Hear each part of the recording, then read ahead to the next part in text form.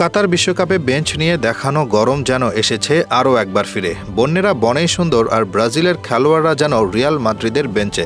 সাম্প্রতিক অবস্থা দেখে যদি এই কথা বলাই হয় তবে হয়তো মোটেও অবাক হবার নয়।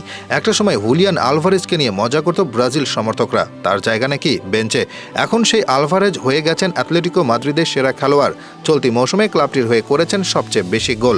অন্যদিকে তাদের নগর প্রতিদ্বন্দ্বী ক্লাবে থাকা প্রতিদ্বন্দ্বী দেশের খেলোয়াড়রা এক একজন যেন হয়ে যাচ্ছেন বেঞ্চ লিজেন্ড। হয়তো মাঠে থাকার চেয়ে বেঞ্চে থাকার সুবিধা নিয়ে একটি রচনাও লিখে ফেলতে পারবে তারা। রিয়াল মাদ্রিদে এখনও 4 জন ব্রাজিলিয়ান খেলছেন। এর মাঝে ভিনিসিয়াস ছাড়া বাকি সবার অবস্থান বেঞ্চে। একা তো আমেরিকার গরম, তার উপর ব্রাজিলের বেঞ্চের গরম পরিস্থিতি তাদেরকে এখন মাঠের ঘাসের চেয়ে বেঞ্চের সাথেই বন্ধুত্ব করিয়ে দিয়েছে। কোচ বদলে গেছে মাদ্রিদের ড্রাগ আউটে, তবে ভাগ্য বদলায়নি তাদের। সবার আগে আলোচনা করা যাক এনরিককে নিয়েই, যিনি ঘূর্ণিঝড় হিসেবে বেশি পরিচিত। অনেকেই তাকে আদর করে ডাকেন নতুন পেলে হিসেবে, তবে এর কিছুই যে নেই তার মাঝে। রিয়াল মাদ্রিদে যাওয়ার পর হতেই বেঞ্চে দিন কাটছে তার। ইনজুরির কারণে ক্লাব বিশ্বকাপে না থাকলেও 18 বছর বয়সী এই ফুটবলার সব মিলিয়ে এই সিজনে খেলেছেন 837 মিনিট। অথচ রিয়াল মাদ্রিদ এই মৌসুমে সব মিলিয়ে খেলেছে 65 ম্যাচের চেয়েও বেশি।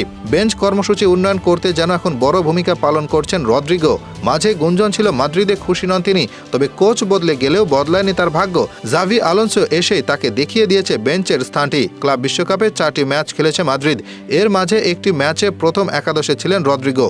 সেই ম্যাচে মাঠে ছিলেন 65 মিনিট। আরেকটি ম্যাচে মাঠে নামেন বেঞ্চ হতে, যেখানে 23 মিনিট ছিলেন মাঠে। অন্য 2 ম্যাচ ছিলেন বেঞ্চে। গত রাতে জুভেন্টাসের বিপক্ষে গুরুত্বপূর্ণ ম্যাচে বেঞ্চেই ছিলেন রদ্রিগো।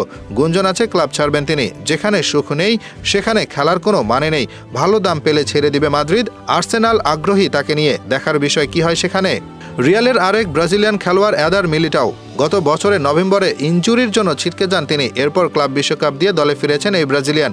প্রত্যাশিতভাবেই তার জায়গা হয়েছে বেঞ্চে, যদিও যুক্তি আসতে পারে ইনজুরি কাটিয়ে দলে ফেরায় নেওয়া হয়নি। তবে আসন্ন মৌসুমে যদি মাদ্রিদে থাকেন তবে বেঞ্চেই জায়গা হবে তার। এখন থেকে ডিফেন্সে তাদের আসল খেলোয়াড় হচ্ছেন রুডিগার ও হুজসেন।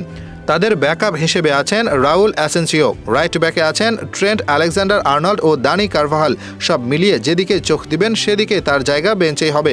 একমাত্র ভিনিসিয়াস জুনিয়র রিয়াল মাদ্রিদের প্রথম একাদশে জায়গা করে নিতে পারছেন, আর বাকিদের অবস্থা শোচনীয়। আগামী বছর অনুষ্ঠিত হবে ক্লাব বিশ্বকাপ। যদি সেখানে দলে জায়গা করে নিতে চায় তবে দ্রুতই তাদেরকে ছাড়তে হবে মাদ্রিদ, নয়তো আম ও ছালা দুটোই হারানো লাগবে তাদের।